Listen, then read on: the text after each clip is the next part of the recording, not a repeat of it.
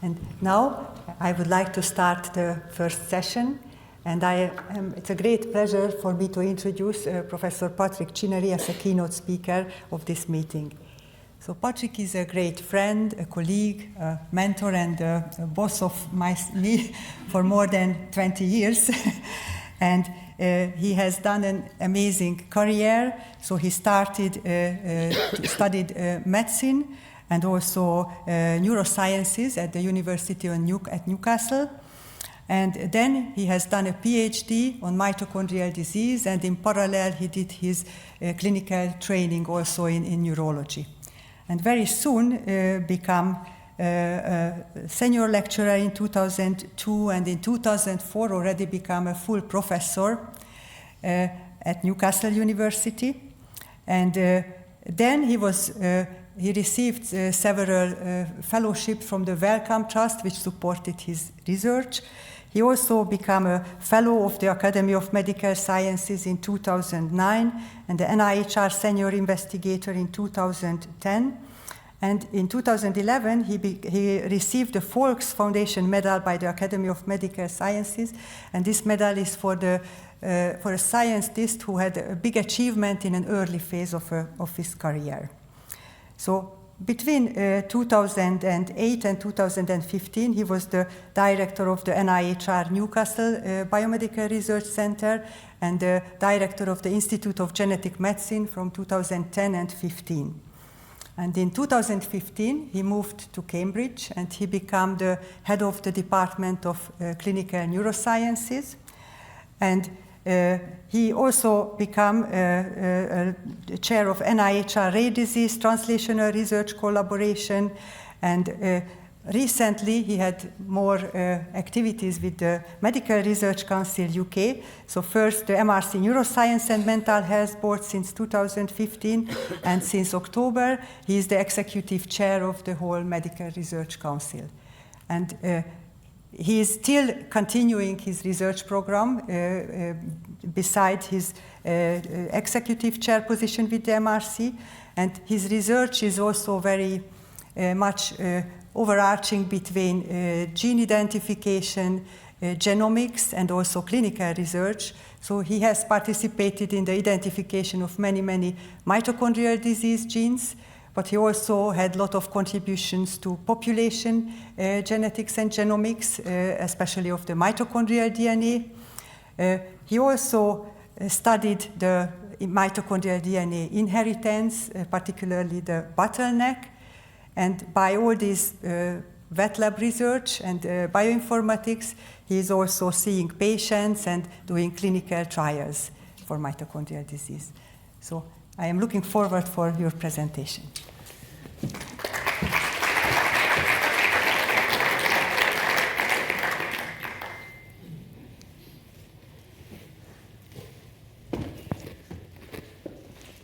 Rita, thank you very much for those kind words.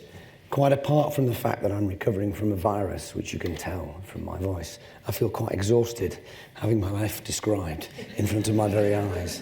Thank you very much for inviting me. It's a genuine honour to be invited back. I do remember the first meeting back in 2013, some 11 years ago, extraordinary. And I think it's gone from strength to strength, this meeting, probably coinciding with me stepping down in terms of the organising of the events. And it's wonderful to be invited back to see so many friends here today.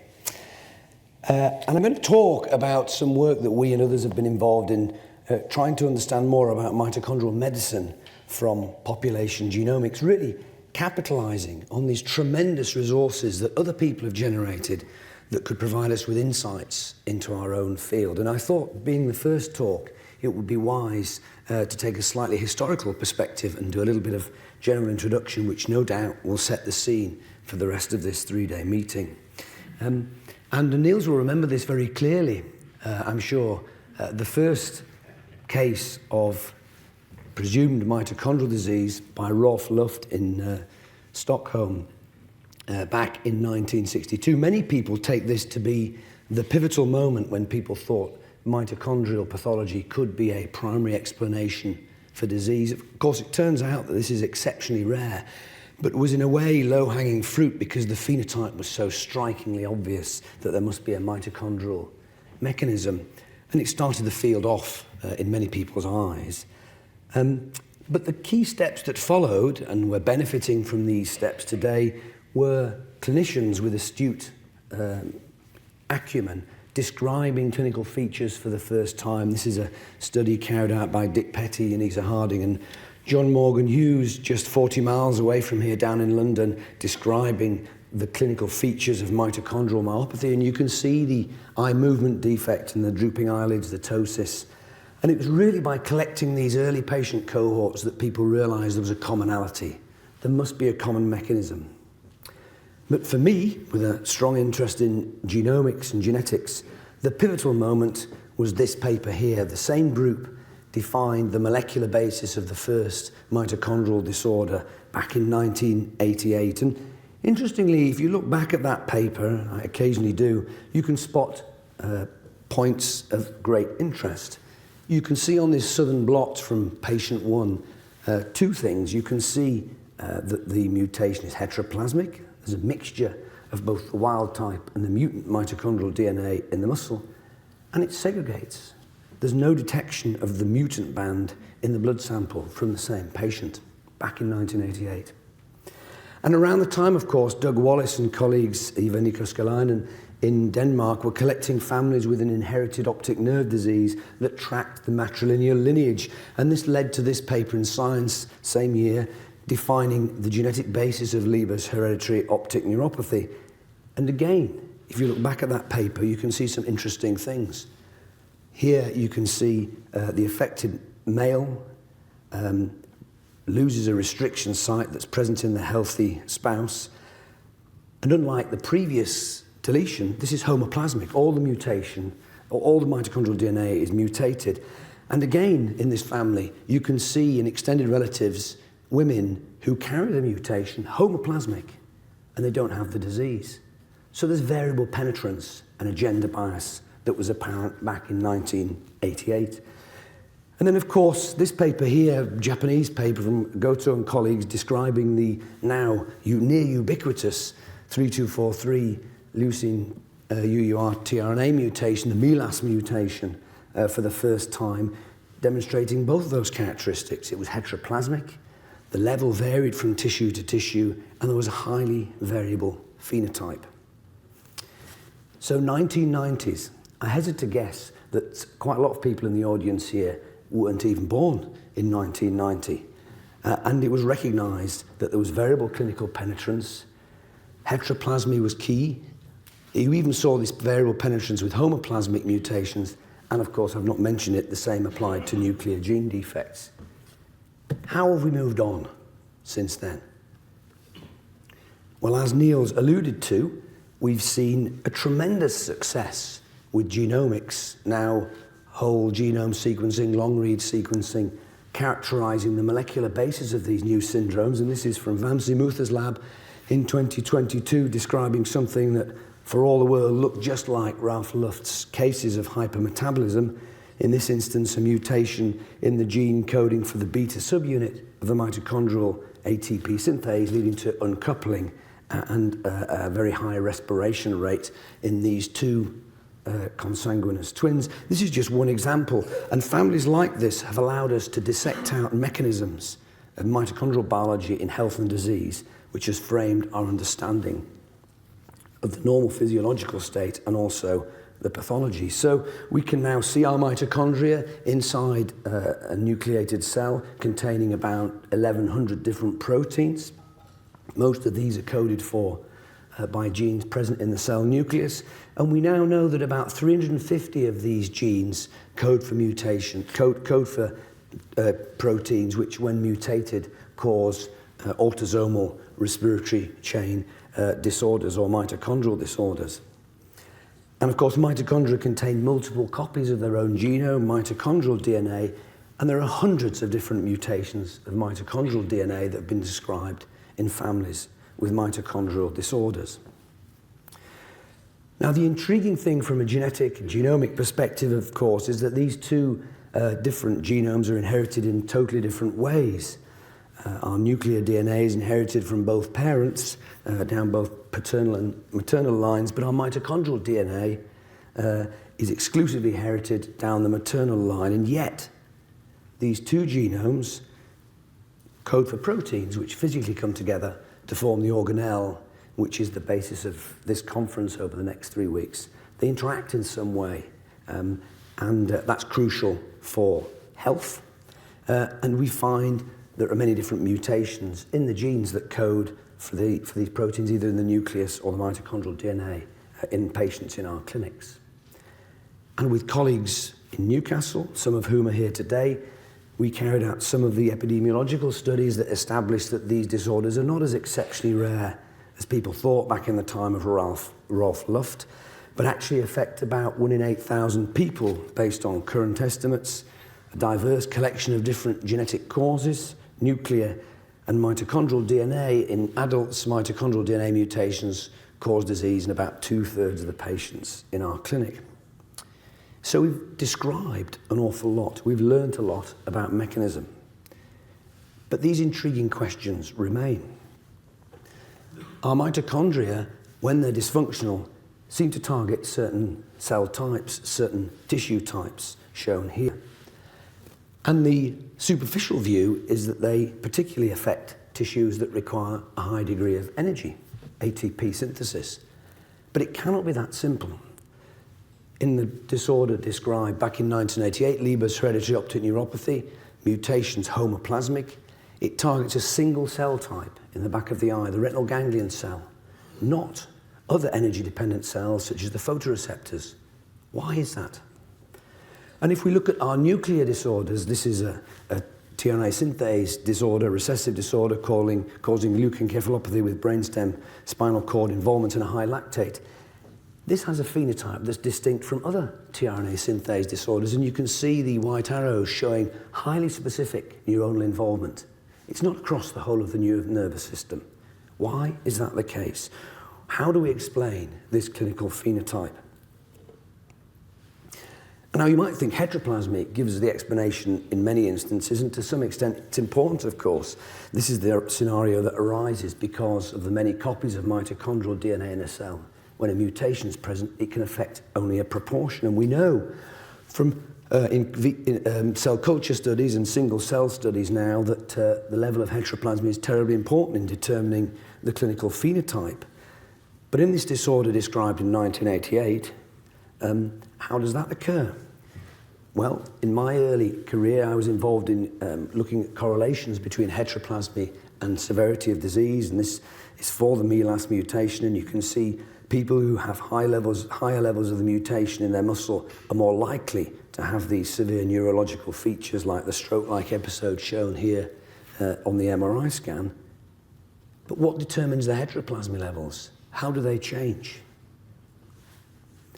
These questions remain, and what I'd like to do now is talk to you about an approach that we've been involved in with others to use population genomic strategies to try and cast some light on these very important questions. And I'd like to start by talking about mitochondrial DNA, this circular molecule, 16.5 kilobases. As far as we know, it's only involved in coding for the proteins that form part of the oxidative phosphorylation system inside the mitochondrial matrix itself, in partnership with key components from the nuclear genome, and it's maternally inherited. And I'm going to talk first and foremost around homoplasmic mutations, polymorphisms that are present in the population. So it's said that mitochondrial DNA has a DNA substitution rate measured at the population level somewhere between 10 and 20 times that of a typical nuclear gene. It's highly polymorphic, and these polymorphisms have been known for over 40 years, and they've been used by the anthropologists to track migrations of humans around the population, around the world, because the genome doesn't recombine, because it's maternally inherited. It thus means that our mitochondrial DNA, all our mitochondrial DNA, forms part of a branching tree that can be theoretically traced back to an ancestral Eve around 150,000 years ago who emerged out of Africa. And as we have moved around the world, we've collected mutations, and these mutations have geographic restriction related to the populations they occurred in. So these major subgroups are called mitochondrial DNA haplogroups, and in Europe, for example, haplogroups H, J, T, U, UK and V are quite common and will be present in this audience today. And these arose on a branch that came out of Africa, a branch called N, which became R, alongside other branches that went on to form subgroups around the world.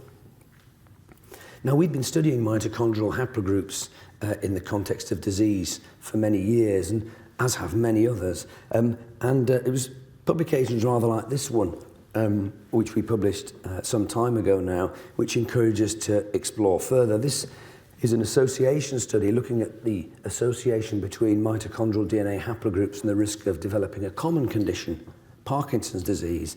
And what the forest plot shows is it shows you when you add the data together from in excess of 10 studies that if you have haplogroup UK, you're at reduced risk of getting Parkinson's disease compared to those that don't. So this implies these haplogroups have a functional effect that's important for human health, and it really was these kind of observations that precipitated the work that I did with Joe, Kate and Claudia, collaborations and members of my group, to study UK Biobank. Now UK Biobank was a resource set up nearly 20 years ago now, in part funded by the Medical Research Council and Wellcome, and it involves 500,000 people, 500,000 people who've given blood, DNA, and undergone various forms of phenotyping, which actually is still ongoing. And no one had studied the mitochondrial DNA variants that were present on the arrays that we used to genotype these people. So we went back to the raw data and developed algorithms to call mitochondrial DNA in a reliable way on these data sets. So this was array-based genotyping. And we went on to use genome sequence data to infer, if you like, variants that weren't present on the array, allowing us to look at just under 360,000 people for 553 mitochondrial DNA variants. And we looked to see if there were any associations between these variants and the phenotypes that had been measured in participants in the study. Now, before doing that, we thought we ought to do some quality control. So we asked the simple question, if you ignore the phenotypes, just look at the genotype data, do you reproduce in an unbiased way what 30 years of population genomics had told us about mitochondrial DNA? And using an unbiased technique called principal components analysis, you can see that this clusters individuals in UK Biobank into the main haplogroups that had been defined by others long before this, confirming that this approach would work. So what does the data look like? Well, published a few years ago now, but it showed the distribution of mitochondrial DNA haplogroups in unprecedented detail. You can see all the subgroups at the top right there in the colours in different parts of the United Kingdom. And the most striking thing about this from my perspective was just how similar they were across the whole country. There were really very few exceptions to this, and perhaps one of them was haplogroup J1b, which was slightly more enriched in Scotland, and that was no surprise because nuclear genome studies had shown that people from Nordic ancestry were enriched in that part of the United Kingdom, and haplogroup J1b is also more common in that part of the world. So that explains why that trend is there, but by and large there's been very effective mixing of the population. So this makes it very good for doing association studies, and we went on to look at the phenotypes that had been collected by UK Biobank in the preceding years, and that's what this picture will show you now. So this circle is the mitochondrial genome. Each row is mitochondrial DNA variants around the genome, and the further the circle is from the centre of the diagram, the more associated it is with a particular phenotype, and the different colours of the circles represent these phenotypes here. So we were surprised to find that mitochondrial DNA variants, and you can see them around the outside of the circle, were associated with many common physiological parameters. In this instance, kidney function, creatinine, cystatin C, your glomerular filtration rate, urea levels in your blood. And we also found mitochondrial DNA variants were associated with components of your full blood count, red blood cell traits, whether you had anemia, what the platelets were like, and also features of the circulatory system and the endocrine system. And these gave us a clue as to what the mechanisms might be for some of the associations with common diseases. like multiple sclerosis or type 2 diabetes. So that's interesting for our understanding of mitochondrial DNA in common diseases, but what about mitochondrial medicine? Well, this is a very intriguing finding from this data. This is the 11778 Leber's mutation that I described to you in one of the early slides from Doug Wallace's work in the late 1980s. And what this study has shown us is that the Leber's mutation is out there in the population, and if you carry it, it influences the mean cell volume of your red blood cells and the amount of hemoglobin in the blood cells, and also the number of red blood cells that you have. These are small effects, but they're statistically robust. So this is interesting because, of course, Leber's is one of those scenarios where we associate it with a very tissue, cell-specific phenotype. So let's go into it in a little detail this afternoon. So just to remind you, this is an inherited form of blindness. It typically presents in mid-adult life. This is a picture created by the man in the slide on his wedding day in March 2011, patient of mine at the time. And he got central visual loss, painless bilateral central visual loss over the coming months. And this shows you how this affected his vision. And when you looked at the back of the eye, you could see the optic nerve atrophic because of these retinal ganglion cells being lost. And this is a maternally inherited condition, as I showed you earlier on. In Europeans, most 95% of people have one of these 3 different point mutations of mitochondrial DNA, usually homoplasmic, and they all affect genes coding for complex 1 of the respiratory chain. Now, Leber's has an unusual penetrance. Not everybody who carries the mutation in these families gets the condition, and it tends to affect men much more than women by a ratio of about 4 to 1, depending on which study you look at. And if you look at the population overall, the epidemiology that we did with Patrick Yuaman in the day, the frequency of blindness caused by these mutations is about 1 in 40,000. So this is a rare disease, and yet we're finding the variant present in the population associated with common physiological traits. What's that telling us? Well, I became interested in carrier rates of mitochondrial DNA mutations some time ago. In fact, the UMDF in the United States funded my first PhD student, Hannah Elliott, at the time, to look at the frequency of, at the time, we looked at 10 different mitochondrial DNA mutations in the north of England. And we found that there was a carrier frequency of about 1 in 200 overall for pathogenic mitochondrial DNA point mutations. And latterly, we've looked at more sophisticated data sets, including using whole genome sequencing, and Wei did this work only a few years ago, and really confirmed these earlier findings, but across the whole of the mitochondrial genome, and found that about 1 in 250 of us carry pathogenic mitochondrial DNA mutations. Now, many of these are at low levels of heteroplasmy, as you can see on this picture here, but homoplasmic ones are present too. And in UK Biobank, the 11778 Leber's mutation is present in about 1 in 3,000 people. So this is a conundrum. Here you've got this rare disease. It predominantly affects men, and yet it's carried in the population. And in fact, the relative risk of having this mutation is about tenfold of going blindness if you belong to one of these families than if you're just a random person in the population at large. What's that telling us about this canonical mitochondrial disease?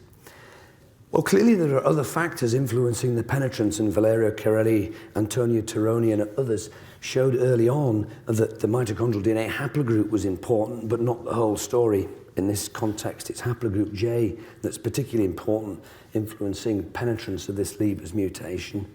But for a long time, we've postulated that there are other explanations, and possibly an interaction between the nuclear genome and the mitochondrial genome, with the added complexity of some environmental risk factors like heavy smoking and high alcohol intake. And dissecting this out has been particularly challenging.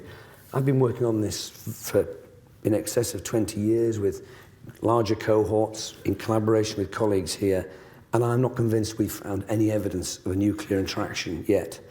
There are publications out there describing single families with putative nuclear modifiers. In our whole genome sequence data, we've not been able to reproduce these findings. So these are either very rare modifiers or they may be some random event. So I think that there is clearly lots more for us to learn in this space, but simply looking at the population is giving us a clue as to where some of the answers might lie. And there are other things in the UK Biobank data. This is my particularly favourite finding. It's a table showing you an association between common traits, in the first instance height, and mitochondrial DNA variants. And we found that this 1555 variant, homoplasmic variant, influences your height in the general population by about 4.3 millimetres. If you have the variant, you're on average 4.3 millimetres shorter than if you don't. Now, you might not think that's very important, but actually it's as strong a genetic effect as any other has been defined for height with large nuclear GWAS studies. And of course, this is a variant which has been associated with short stature and amino glycoside-induced deafness for many years. And so it's telling us that these classical pathological variants actually are out there and influencing physiological traits. And also there are variants such as this one here, which was associated with longevity, a 30-day increase in lifespan, telling us that these variants that are in our mitochondrial genome might actually be interacting with the other variants and shaping the phenotypes that we recognize in the clinic. It's going to be very challenging to show these effects because they may be weak effects, but they're part of the mix, I suspect, that's shaping how our mitochondrial disease presents in the clinic. So let's move from the homoplasmic to the heteroplasmic in the latter part of the talk. This is a scenario where there's mixed alleles, mixture of mutant wild type in an individual. And we first started looking at this, I guess, 6 or 7 years ago now, capitalizing on a resource present here in the UK, a study called the NIH Bioresource and the Genomics England 100,000 Genomes study. And we engaged this opportunity because these participants had had their whole genome sequenced. As I'm sure you're familiar with, if you take nucleic acids out of a cell, you precipitate both the nuclear genome and the mitochondrial DNA. And in standard whole genome sequencing approaches, you break the fragments down, shotgun sequence them. And this is whole protocol set up to detect nuclear gene defects, and so you sequence the nuclear genome typically 40 to 60 times. But because there are many more copies of mitochondrial DNA in a cell than the nuclear DNA, if you sequence the nucleus 50 times, you sequence the mitochondrial DNA somewhere between 1 and 2,000 times, and that allows you to detect heteroplasmy, mixed alleles, down to about 1%, possibly even less. So we looked at these population resources to see if we could give some insight into, ultimately, mitochondrial medicine. Let me show you what some of the data looks like. This was published a few years ago now. It's from 1,500 mother-child pairs, little trios that you can see at the top. And we looked at whether or not there was heteroplasmy. We found that it was present in 50% of people at above 2% level. And we looked to see how heteroplasmy changed between mother and offspring, and broke down the data into variants that were transmitted, present in both mother and child, variants that were lost, present in the mum, not present in the child, and de novos, not present in the mother, present in the child. And in these 1,500 pairs, this is what we found. So what this shows you is it shows you the mitochondrial genome cut into a long linear strip, and it shows you each one of these triangles is a variant transmitted, lost, or de novo, going up or down between mother and child and its position on the genome. So there's a lot going on in terms of heteroplasmy, most of which at the low level, 1-2% at most. And you can arrange all that data in this way here, from the biggest shift down to the biggest shift up, moving from left to right. And you can see that there are variants where the change is huge, 64-fold change, for example, with this pathological mutation here, explaining why you couldn't see the disease in the mother and it bumps up in the child and causes an illness. And if you look at the distribution of those heteroplasmy shifts down and up and plot that on the right in a frequency histogram, you can see it's broadly symmetric. In other words, if a woman's carrying one of these variants and passes it on, it's as likely to go up as it is to go down, but there'll be extremes. And you can look at that data in a bit more detail. And this provided us with some evidence that there was some selection going on. So this is the same kind of plot. It's the heteroplasmy shift from the mother. It could go down, it could go up, and this is for synonymous variants. And you can see that it's broadly symmetric. It's random whether it goes up or down. But when you look at other categories of variant, we saw a slightly different pattern. And in particular, there seemed to be a tendency for the heteroplasmy level of ribosomal RNA encoding genes to go down, and for the non-coding displacement loop variants to actually go up during transmission. So, is this influenced by the nuclear genome? Is the population genetics telling us something about the way the nucleus and the mitochondrial DNA interact that's going to be important for mitochondrial medicine? And the question is, how do you go about trying to find an answer to that? And it's tricky, and I'll tell you how far we got. Some of it's published and some of it isn't. So we initially took this approach. We thought about it this way. Imagine on the left a situation in England over many centuries, if not millennia, where people of English ancestry married men and women of English ancestry, teamed up and had children over the generations. And if that's the situation, their nuclear and mitochondrial DNA will be being mixed up with each transmission, because the mitochondrial DNA is just coming down the mother. But overall, it will be English or European mitochondrial DNA and English or European nuclear DNA. We can say they're matched. The two genomes are matched. Imagine, however, on the right, the situation where in the past, a woman has come in from another part of the world and introduced her mitochondrial DNA many generations ago. And she was the last person to come from that part of the world. And so the breeding in subsequent generations effectively diluted out any of the nuclear DNA through meiosis and crossover and so forth, diluted out any of the nuclear DNA that she'd introduced from the different population, but the mitochondrial DNA bred true. And this is a situation which we call mismatched, where the nuclear ancestry and the mitochondrial ancestry could be from different parts of the world. And we asked the question, in that unusual setting, what happens to new mitochondrial DNA mutations and their transmission? So this is how we did the analysis. We used unbiased principal components analysis of the nuclear genome to identify the nuclear genetic ancestry of each individual person. In this instance, people of European, African or Asian origin. And separately, we looked at the mitochondrial DNA that we derived from the sequence, looked at what was known about the tags, the haplogroups of mitochondrial DNA, and labelled individuals based on their mitochondrial DNA ancestry, and layered the two on top. And we found that in this study, about 2.5% of people had the mismatch I described to you. And we looked at the new mutations that happened in these mismatched individuals, and we found that new mutations were far more likely to have been seen in the context of the nuclear genome than in the mitochondrial DNA molecule on which they occurred, implying that the nuclear genome was shaping how mutations were occurring on the mitochondrial DNA. Didn't know where it was coming from. Intriguing. And also, when we looked at UK Biobank, we found a separate strand of evidence to support this interaction too, because the first step in doing an analysis like this is to identify the components of variance in the different genetics data that you're analysing. And the first step is to identify the components of variance in the nuclear genome, really to test whether there's any stratification in the data that might bias your inquiry into the mitochondrial DNA. And in theory, the nuclear genome variance with a CE variance and the mitochondrial DNA variants, haplogroups, should be randomly mixed because they're totally separate in the population. They don't physically come into contact with each other.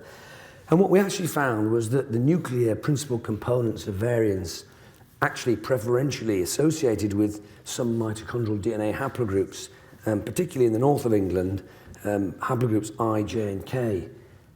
We don't know why, but it's giving us a signature that these two genomes are talking to each other in the population. So what's going on? What's the mechanism? What is the genetic basis of this? And this is what I'm going to talk about for the last 10 minutes or so of my talk. So Tom Barton-Owen, who was recently in my group, was looking at this for a few years, and it's difficult. He went back to the Genomics England data set that I described to you earlier, and actually looked at trios, including a father, a mother, and an offspring. And he looked at the shifts in heteroplasmy up and down during transmission in a cohort of participants with rare diseases. 34,000 probands, 20,000 mothers, 15,000 fathers, some full siblings and other relatives. And he looked to see if you could map genes that could influence whether heteroplasma was going up or down, and the extent to which it moved, in addition to the random processes that we're aware of because of the genetic bottleneck. So what did Tom find? Well, this is one of his plots here. It's a Manhattan plot. It's a plot of a statistical association between a particular trait and an underlying nuclear genetic marker. And in this instance, the trait is heteroplasmy shifts between mother and child. First step to do is to look at this QQ plot. It's a plot of the ordering of correlations between the phenotype and the individual genotype. It's essentially a quality control, and if there's no association beyond chance, then all the circles sit on a straight line, and you can see it deviates from that. It deviates quite significantly from that, and that's a clue that there's something interesting and significant going on here. And if you look at the Manhattan plot, which is an association between each individual variant in the nuclear genome and heteroplasmic shift, you can see this enormous peak here exceeding the threshold of 10 to the minus 7.5, which is the conventional threshold, and a number of other potentially interesting associations popping up there across the chromosome. So have we found something that's influencing heteroplasmic shift? You can look in great detail, zoom in to that region on chromosome 11, and you can see lots of SNPs giving a clue that there's a block of chromosome on chromosome 11 that's associated with heteroplasmic shifts. Have we hit gold? Well, to cut a long story short, we haven't hit gold, and I'll explain to you why. And it comes from some other work that we've been doing in parallel on human population genetic data sets linked to the detection of nuclear embedded mitochondrial DNA sequences. So this is a separate topic, and people have known for some time that bits of mitochondrial DNA have found their way into the nuclear genome and embedded themselves to call these so-called NUMPs, on nuclear embedded mitochondrial DNA sequences. These go back in evolutionary time, and we share many with the great apes and other organisms. And in fact, the reference sequence on NCBI has 755 chunks of mitochondrial DNA stuck in our nuclear genomes, and we became interested in these several years ago, early on, because we were suspicious about claims that there'd been paternal transmission of mitochondrial DNA. That's a separate story I'm not going to talk about today, but Wei and Catherine looked at the Genomics England data set and developed pipelines to identify these chunks of mitochondrial DNA finding themselves in the nuclear genome with paired end read sequencing shown here. And we went on to validate this methodology using nanopore long-read sequence approaches. We did this in 66,000 humans, and we also did it in some cancers, which I'm not going to talk about today. And when we did this analysis, we were very, very surprised to find the degree of diversity of nuclear embedded mitochondrial DNA sequences. This slide summarizes the data in those 60,000 people. And I'll walk you through the plot. These are the nuclear chromosomes, and this is the mitochondrial DNA. And each line is a different insert where a bit of mitochondrial DNA here has found its way into part of the nuclear genome in different people. And you can look at the data the other way around. So these are the nuclear chromosomes. These yellow things are the sizes of these inserts on the mitochondrial genome here on the left, and this shows you where they are embedded. So they're everywhere in our nuclear genome, extremely diverse, far more than we thought. In fact, we're all carrying about 4 or 5 of these that aren't on the reference sequence, and some of them are extremely rare. They may only occur in 1 or 2 families in the world, and that might be the explanation for apparent pseudo-heteroplasmy explaining paternal transmission of mitochondrial DNA. Some of them are quite common, and they've never really been mapped before.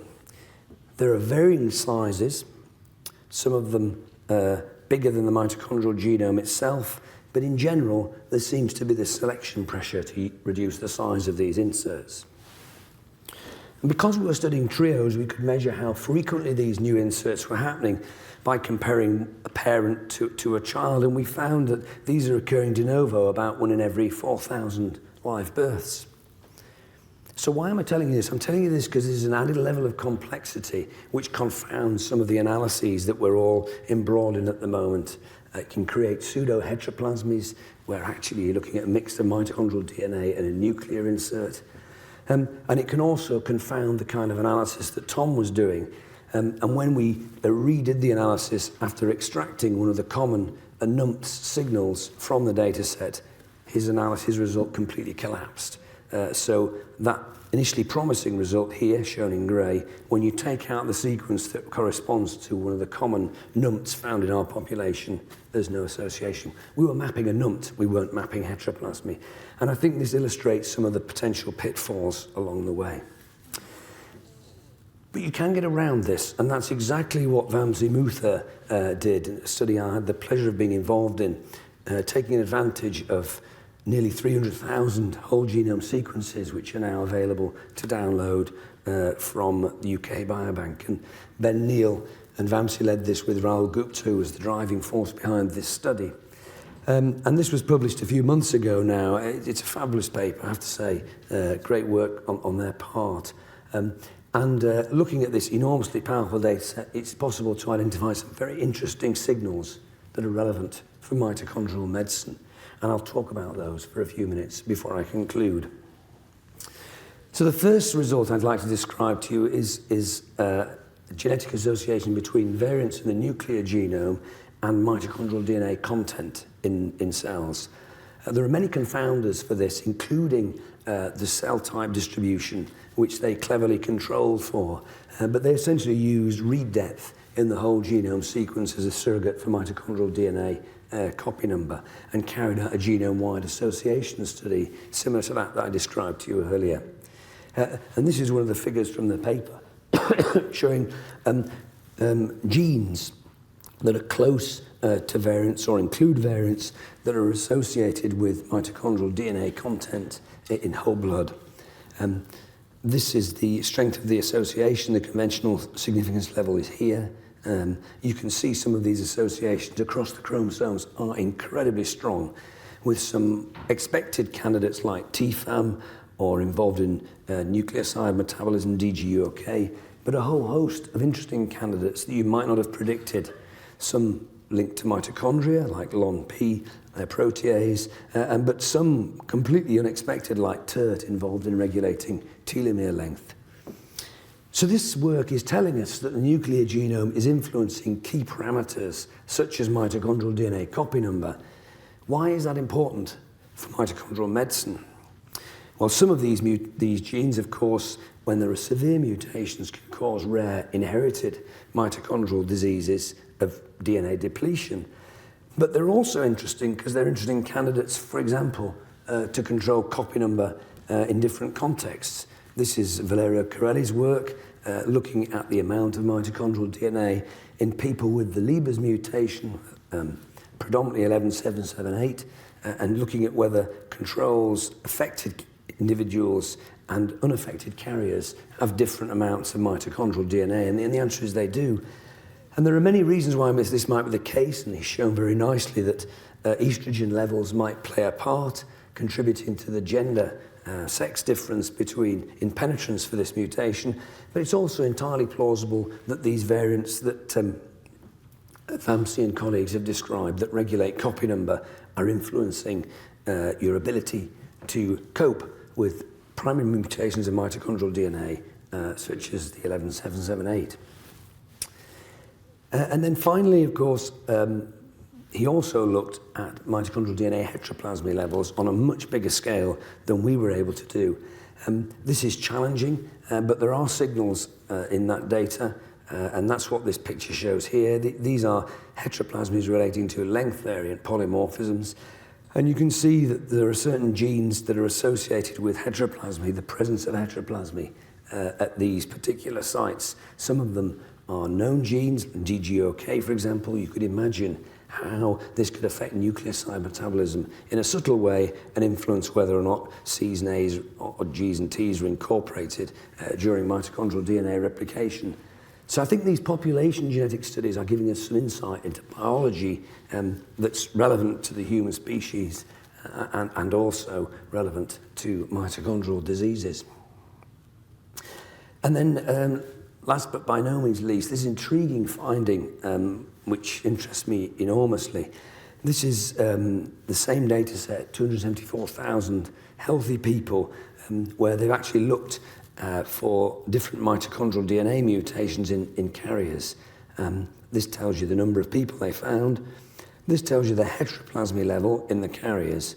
And they correlated these variants with phenotypes that were measured in the participants, rather like our initial UK Biobank study, but this time with heteroplasmic variants. And the most interesting finding here is that the 3243 mutation described back in 1990 in patients with this severe MELAS phenotype is actually present in the background population and contributing to triglyceride levels, hemoglobin A1C levels, which is a measure of glucose control, auditory threshold, and also influences your level of vision. So these pathogenic mutations, canonical mutations that were described around 1990 are out there in the population affecting common complex traits. So this, of course, is just one lens. I'm describing to you advances that have been made through population genetics, largely by my lab and others, and there are other studies out there that support this, trying to give some insight into this key question, which I still feel we have not properly resolved. Why is there variable clinical penetrance? What's influencing heteroplasmy? What's influencing penetrance for homoplasmy mutations? And why is that important also for nuclear gene defects? And I would like to round off by framing it this way in terms of the lessons that we might learn from population genetics, and think of our mitochondrial disorders, mitochondrial medicine, really not as a separate entity but on a continuum. The patients that we see with severe diseases like MELAS have mutations of mitochondrial DNA that have a very strong genetic effect, and the mutations are rare and they tend to be heteroplasmic. By contrast, common haplogroups, and these are sometimes associated with mitochondrial diseases, increase or decrease our risk of getting common diseases in the population like Parkinson's disease. These variants are usually homoplasmic and they're common in the population. And as we've seen with Labour's, this sits somewhere in between the two. And also from Vams's recent work, you can see that the 3243 is sitting in this interim area too in the healthy controls in the population. And the nuclear genome is shaping this. We're just scratching the surface, in my view, in terms of understanding this. We're going to need bigger data sets to gain more insights, and we're going to need to put our heads together to think about functional assays, functional genomic assays, for example, to try and validate these findings and identify targets that will help us get closer towards treatment for our patients. So, Rita, I'll stop. You're on this slide amongst colleagues from Cambridge with Jelle van den Amelie. We work very closely together. These are our joint research groups. I have wonderful collaborations, present lab and ex-lab members, and have highlighted people who've played a key role in what I've described to you this afternoon. And I can't resist but mention our excitement at having recently been awarded a £12 million grant in the UK to form a new centre across the main universities and hospitals involved in the care of mitochondrial disease patients, funded by LifeArc and Muscular Dystrophy UK, to really help us translate these findings that we're making in our labs into new treatments for patients. My voice has just about held up, Rita. Thank you very much.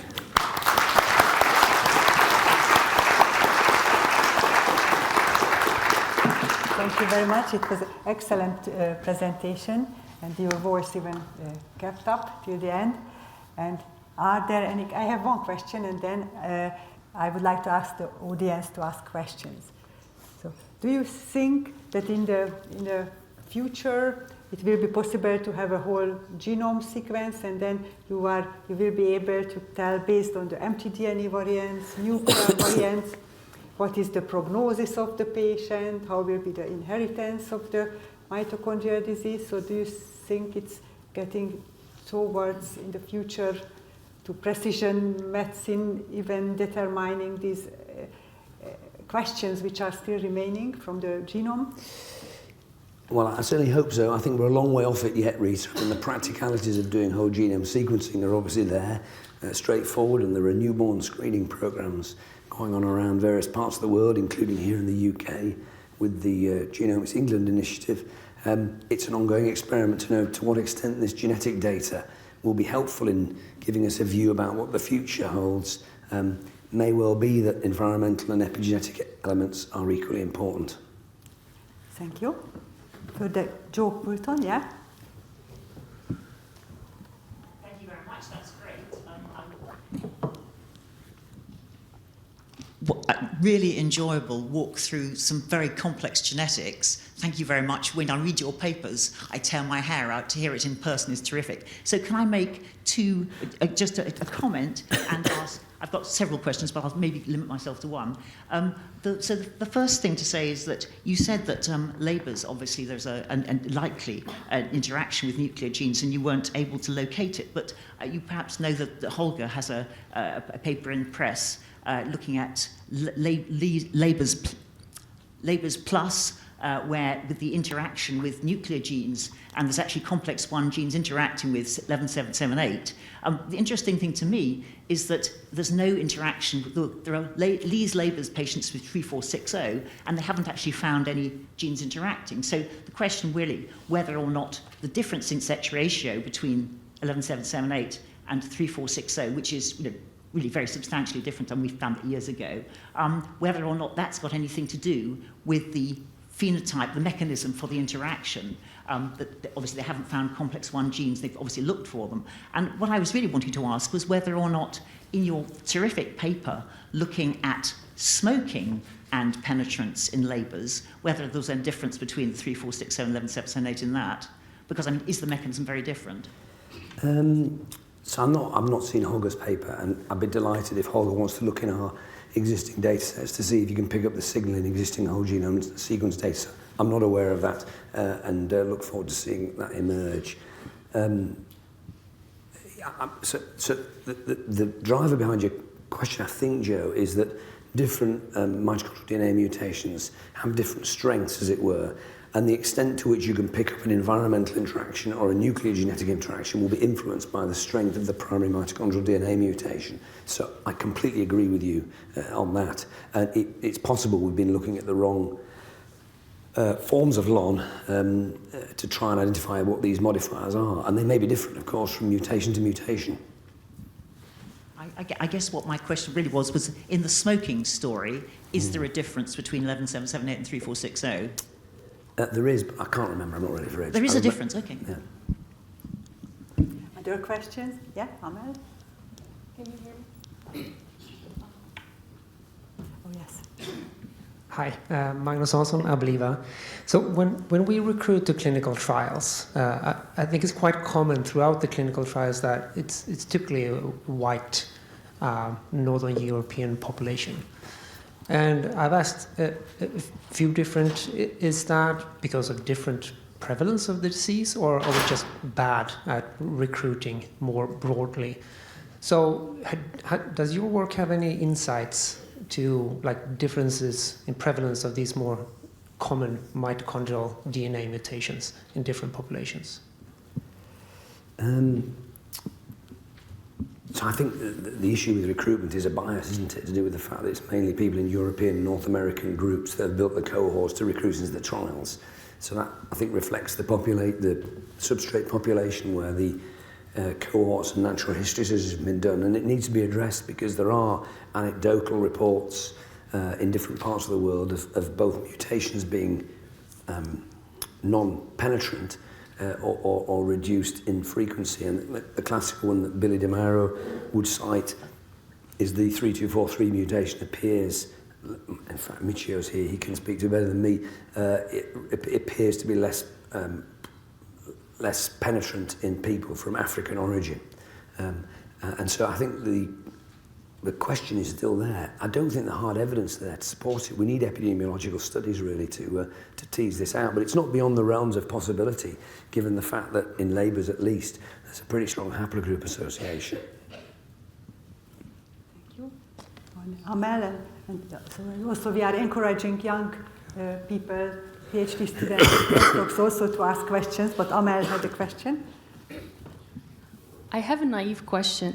Given the endosymbiotic theory, are we witnessing just the evolutionary path of mitochondria losing or changing its genome to the nuclear DNA? And are we just catching up to that process? So I suppose it's possible. I mean, there's clearly ongoing transfer of genes into the nucleus. And the question is, why do we still have a mitochondrial DNA molecule? And there are various arguments put forward, which I'm sure you're familiar with, about the need to synthesize those proteins inside the mitochondrial matrix because they're either hydrophobic or toxic potentially to the cytosol. I mean, it's an impossible question to answer, of course, and I certainly won't be around to find out. There's a question on the top, and then Valerio. Has anyone looked at these pathogenic variants in non-humans, in primates, or even outside of the vertebrates? So yes, and a good example of that would be that the equivalent mutations of the MELAS mutation, which is the most common heteroplasmic mutation we see in our clinics by a country mile, is homoplasmic in dogs and is a polymorphism. Same site in the tRNA molecule. Valerio? No, completely normal. Totally normal. It's a polymorphism, benign polymorphism in dogs. And there may be other examples. But Patrick, I'm here. So, thanks for quoting our work. I'm a big fan of the Vamsi paper that you showed. How this scenario would change if this relationship between the nuclear genome variants would be related to the mtDNA copy number of another tissue, not blood, like muscle, for example. What do you think? What kind of surprises would we get? I know you've got lots of muscle biopsies, but you've not got 270,000 muscle biopsies. And that's the challenge, isn't it, really? So the signals are statistically robust, but they are subtle signals. My intuition is there'll be different hits. I can't prove it. Another question there. Carlos. Don't see. Hi, Patrick. Regarding the male-female difference in labors, several years back, Professor Carelli published that hormones, female hormones, could explain that. Your thoughts? So I think it's probably part of the story. Whether it's the whole story is another question. What do you think, Valerio? It's part of it. Okay, one more. Michio? You quoted some data that Billy DeMauro was very interested in. We have very rarely seen mitochondrial DNA mutations in the African American population, and one of the hospitals that we serve is Harlem Hospital, embedded in an African American population. So and I don't know if I talked to others informally and have noticed this as well. What are your thoughts about this? Is there a reason for this? I've got one patient in Bedford, which is about 40 miles from here, and that's it. All of the others are white Caucasian, but you know, it's not a proper epidemiological study, so it does support the comments you're making. Okay. If there are no more questions, then there is one more question then.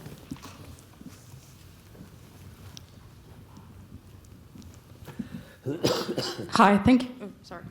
Hi, thank you for your talk. I was just wondering regarding NUMTs. I was wondering if you'd looked at, I guess, the inverse happening, where nuclear DNA can get into the mitochondria, and what implications that might have, firstly on the analysis, and secondly on what that would mean for nuclear mitochondrial interactions. Yes, so it doesn't seem to happen, and I suppose the question is why is that? And I think part of the answer might be just the sheer volume of mitochondrial DNA compared to nuclear DNA. So there are a lot more opportunities if you've got thousands of copies of mitochondrial DNA for it to find its way into the nucleus. And the second question is, what's the mechanism? There are obviously holes in the nuclear membrane. There are pores in the nucleus, which in theory could allow bits of double-stranded DNA to find its way into the nucleus. Of course, that doesn't exist for mitochondria, and getting nucleic acids across the double membrane of mitochondria will be very challenging. So I think there are good mechanistic reasons why it doesn't happen in the other direction. We've certainly not picked it up. Thank you very much. I think we have to move on. Thank you, Patrick.